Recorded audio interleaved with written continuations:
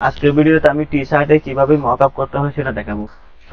File থেকে ওপেনে আসার পর আমি ডাউনলোড থেকে কন্ট্রোল ধরে আমি এই দুটা ছবি সিলেক্ট করে নিয়েছি। ওপেন,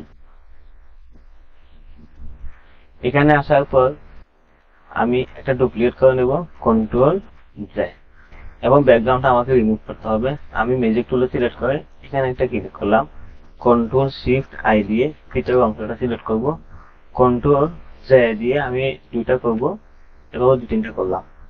করার পর আমি এগুলো একটু হাইড করে দেব।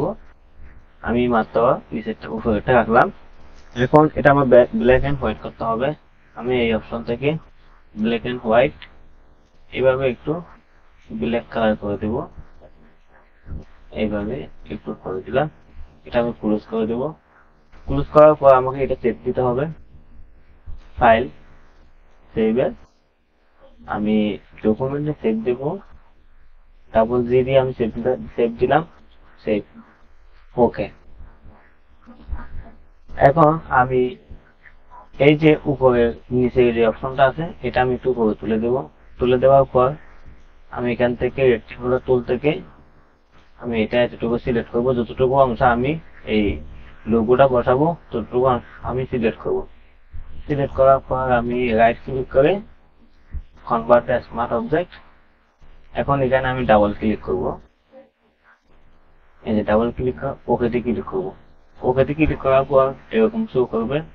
আমি এই লোগোটা মুভ টুল দিয়ে এখানে টেনে এখানে নিয়ে আসবো, কন্ট্রোল টি দিয়ে একটু ট্রান্সফর্ম করব। এটা একটু বড়, আমি একটু ছোট করে নেব,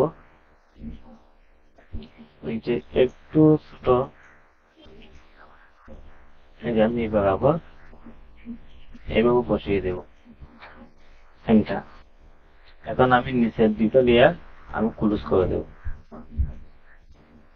কন্ট্রোল এস, অথবা ফাইল থেকে সেভ। আমি এখানে এসে এটা আমার হয়ে গেছে। এখন ফাইল ফিল্টার থেকে ডিসপ্লে ক্লিক করব। ক্লিক করার পর এখানে আমি এভাবে আছে ওকেতে ক্লিক করব। ওকেতে ক্লিক করার যেটা আমি সেভ দিলাম সেটা সিলেক্ট করে ওখানে ক্লিক করলে এই যে আমার হয়ে গেছে। এখন আমি চাইলে এটা এভাবে বড় ছোট করতে পারবো, কন্ট্রোল টি দিয়ে।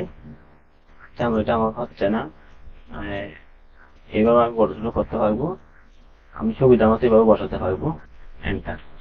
তাহলে আজকে ভিডিও এতটুকু, সবাইকে ধন্যবাদ।